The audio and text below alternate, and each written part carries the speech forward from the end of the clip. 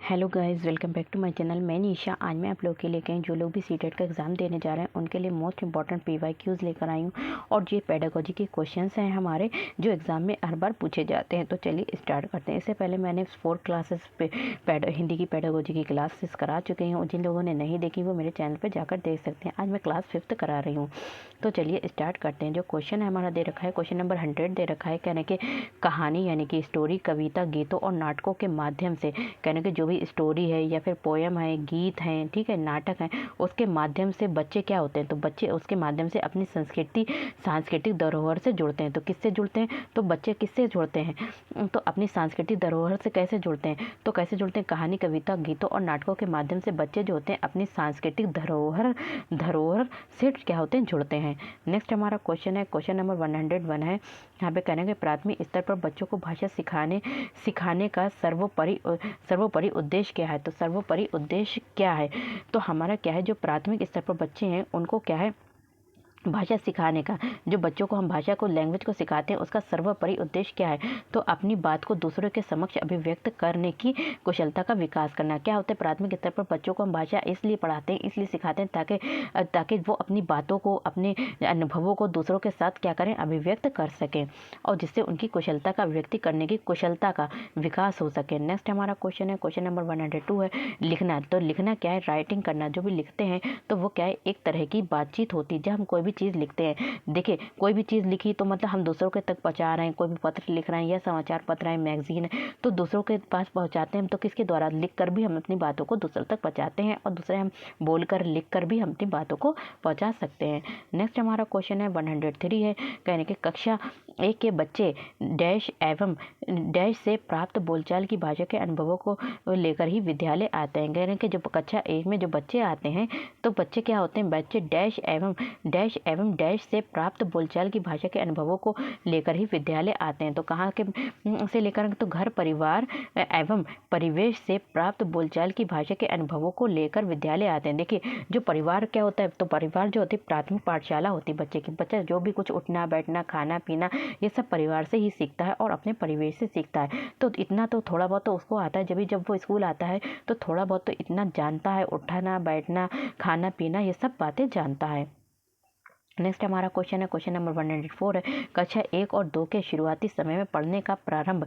तो कक्षा 1 यानी कि क्लास 1 और क्लास 2 सेकंड में शुरुआती समय, जब बच्चा स्टार्टिंग में आए तो पढ़ने का प्रारंभ, तो जो भी स्टडी रीडिंग होती है, पढ़ने का टाइम, पढ़ने का जो भी पढ़ाते हैं, तो उसका प्रारंभ किससे करना चाहिए, तो प्रारंभ डैश से हो और किसी डैश के लिए हो। तो किसके लिए हो, तो अर्थ तो क्या कह रहे हैं कि जो पढ़ने का प्रारंभ अर्थ से हो और किसी उद्देश्य के लिए हो। देखिए आप पढ़ने का प्रारंभ किससे हो, अर्थ से हो और किसी उद्देश्य के लिए हो। तो आप किसी बिना उद्देश्य के नहीं पढ़ते हैं, तो इसीलिए कह रहे हैं कि जो भी पढ़ रहे हैं तो वो उसका अर्थ भी हो और किसी न किसी उद्देश्य के लिए हो।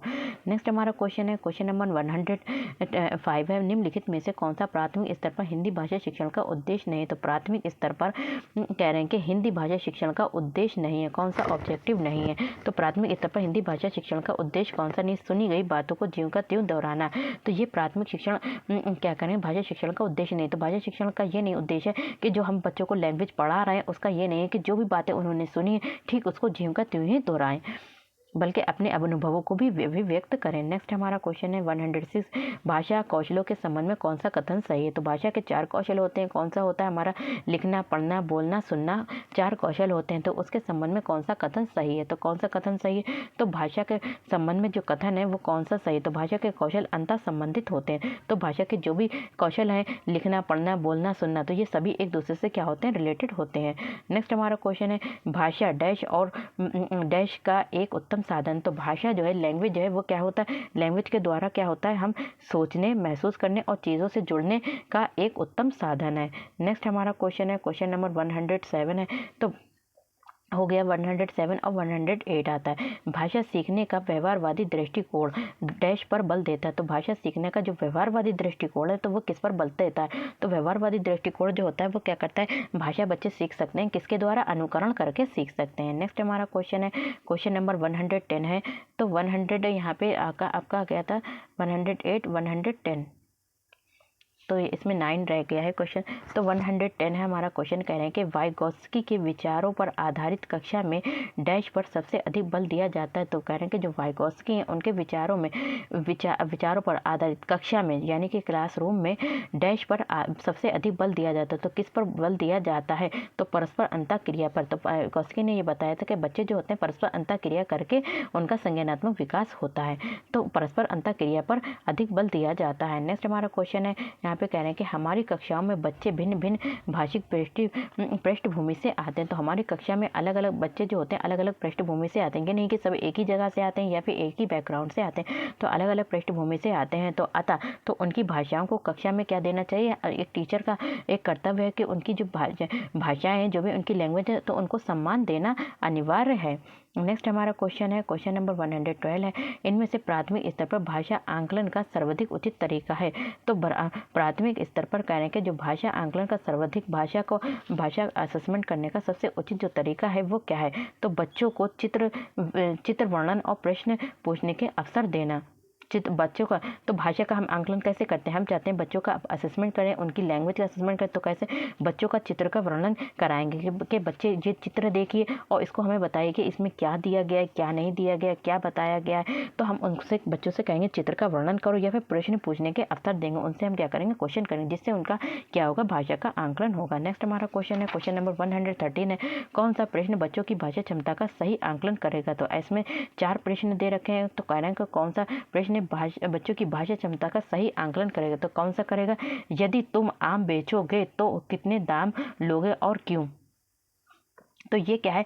भाषा क्षमता का सही आंकलन करेगा। नेक्स्ट हमारा क्वेश्चन है, क्वेश्चन नंबर 114 है, निम्न प्राथमिक स्तर पर बच्चों के लिए बाल साहित्य के चयन का मुख्य आधार क्या होना चाहिए? कह रहे हैं कि प्राथमिक स्तर पर बच्चों के लिए यानी कि जो भी स्टूडेंट है उनके लिए जो बाल साहित्य है उसका चयन करने का मुख्य आधार क्या होना चाहिए? तो उसका आधार क्या होना चाहिए? रोचक विषय वस्तु होना चाहिए। नेक्स्ट हमारा क्वेश्चन है और लास्ट हमारा क्वेश्चन, नेक्स्ट हमारा क्वेश्चन तो नहीं है, इसमें 15 क्वेश्चन आपके 14 दे रखे हैं। तो इसमें जो आपका देखिए पैराग्राफ बताया गया वो भी मैं आपको सॉल्व करके बताऊंगी। तो वीडियो पसंद आए तो like share subscribe my channel. Thank you, have a nice day. देखिए इसमें 15 क्वेश्चन क्योंकि हमने 100 से कराए थे और 14 तक हो गए। तो like share subscribe my channel. Thank you, have a nice day. मिलते हैं नेक्स्ट वीडियो में।